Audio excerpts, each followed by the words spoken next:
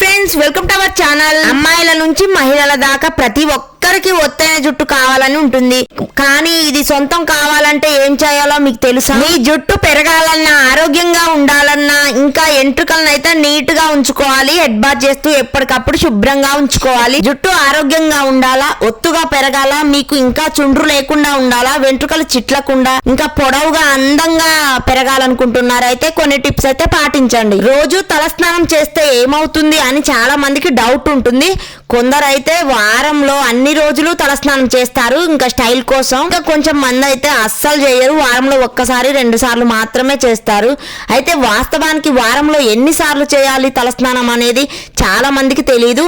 ఇంకా ఎన్నిసార్లు చేయాలని క్వశ్చన్ మార్క్ గా ఉండిపోతున్నారు. తలస్నానం చేయొచ్చా లేదా, ఎన్నిసార్లు చేయాలి వారానికి, ఇంకా ఎందుకు చేయాలి అనేది కొన్ని డౌట్స్ ఉంటాయి. సో అవి చెప్తాను. ఇంకో విషయం, అందరి జుట్టు ఒకేలాగా అయితే ఉండదు. కొందరి వెంట్రుకలు అయితే పల్చగా ఉండి మరికొందరి జుట్టు అయితే ఒత్తుగా మందంగా ఉంటాయి. కొందరి జుట్టు పొడువుగా ఉంటుంది, కొంచెం మందిది పొట్టిగా ఉంటుంది, ఇంకా పట్టులాగా ఉంటుంది, కొంచెం మంది రింగులుగా ఉంటుంది, సిల్కీగా ఇంకా షైనీగా ఉంటుంది, గ్లోగా ఉంటుంది. మన జుట్టు స్వభావం ఎలాంటిదో తెలుసుకొని తలస్నానం చేయాల్సి ఉంటుంది. లేకపోతే జుట్టు రాలిపోవడం, చిట్లిపోవడం, ఇంకా నిర్జీవంగా మారి బాగా కట్ అవుతుంటది, చుండ్రు రాలడం, ఇలాంటి సమస్యలు అయితే ఎక్కువగా వస్తాయి. సో అలాంటి అన్ని కొని తెచ్చుకోకుండా షార్ట్ హెయిర్ ఉన్న వాళ్ళు, సిల్కీ హెయిర్ ఉన్న వాళ్ళు మంచిగా ఎక్కువ బయట తిరగడం వల్ల డస్ట్, పొల్యూషన్, దుమ్ము ధూళి పడుతూ ఉంటాయి జుట్టు మీద.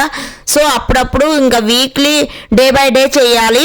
కొంచెం మంది జుట్టు పొడుగు ఇంకా ఇంట్లోనే ఉంటారు కాబట్టి ఇంకా వారంలో 3-4 టైమ్స్ సరిపోతుంది. సో అలా చూస్ చేసుకోవాలి మన జుట్టుకి. మన సమయం లేక కొందరు సరిగా తలస్నానం కూడా చేయరు, అసలు జుట్టుని ఏ మాత్రం పట్టించుకోరు. దానివల్ల జుట్టు ఎండుగడ్డి లాగా మారిపోయి బాగా ఊడిపోతూ ఉంటుంది. ఇవన్నీ ఊడిపోవడానికి, జుట్టు ఊడిపోవడానికి పెద్ద రీజన్స్ అండి, కారణాలు. కొందరు జుట్టు ఆరోగ్యంగా ఉంటుందని అదే పనిగా తలస్నానం చేస్తూ ఉంటారు, డైలీ చేస్తారు. అలా చేయడం ఏ మాత్రం మంచిది కాదు. ఇంకా అలా రోజు తలస్నానం చేయడం అంత మంచిది కాదు. ఎందుకంటే ఇంకా షాంపూలోని రసాయనాలు ఎక్కువ ప్రభావం అయితే జుట్టుపై పడుతుంది, కుదుళ్ళ మీద పడి ఎదుగుదలను అడ్డుకుంటాయి, ఇంకా బాగా రాలిపోతుంటుంది, కట్ అయిపోతుంది జుట్టు. అయితే బాగా ఎక్కువ కెమికల్స్ కలుపుతారు కాబట్టి షాంపూని day by day, weekly 2 or 3 times 4 times సరిపోతుంది. ఇంకా డైలీ చేస్తే మాత్రం అందులో ఉన్న కెమికల్స్ వల్ల జుట్టు ఎక్కువగా రాలిపోయే ఛాన్స్ ఉంటుంది. మన జుట్టు ఎందుకు ఊడిపోతుందంటే టీనేజ్లోకి అడుగుపెట్టిన ప్రతి ఒక్కరి నుంచి ఏదో ఒక సందర్భంలో ప్రతి ఒక్కరికి ఎదురయ్యే సమస్య అయితే ఈ జుట్టు ఊడిపోవడం. ఈ జుట్టు ఊడిపోవడం అయితే అన్ని సార్లు పోషకాలు లేకుండా ఇతర అనారోగ్య సమస్యలు, ఇంకా డెలివరీ అయిన వాళ్ళకి జుట్టు ఊడిపోయే ప్రాబ్లం ఎక్కువగా ఉంటుంది. సో ఇలాంటి వాటి వల్ల కూడా జుట్టు ఊడిపోతుందని ఒక అపోహ పెట్టుకుంటూ ఉంటారు. మనం ఎక్కువగా కేర్ తీసుకోవాలి జుట్టుకి. ఇంకా మనం కెమికల్స్ ఉన్న షాంపూని యూజ్ చేస్తున్నాం కాబట్టి తలస్నానం చేసేటప్పుడు నీళ్లు ఎక్కువగా యూజ్ చేయాలి. కెమికల్స్ పోయేంత వరకు, షాంపూ అంతా పోయేంత వరకు ఎక్కువ నీటిని యూజ్ చేసి మనం హెడ్ బాత్ అయితే చేయాలి.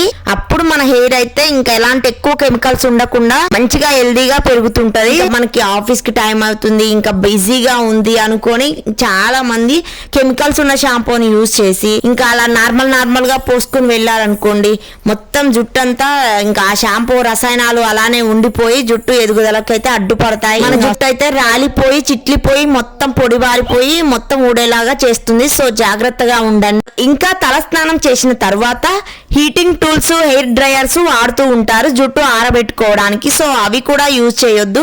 అవి ఎక్కువగా వేడి వల్ల ఇంకా జుట్టు చిట్లిపోయి రాలిపోయే ఛాన్స్ ఉంటుంది. సో అవి కూడా అస్సలు యూజ్ చేయవద్దు అస్సలే. ఇంకా జుట్టు మొత్తం ఆరేంత వరకు ఉన్న తర్వాతనే మనం కోంబుతో దువ్వాలి.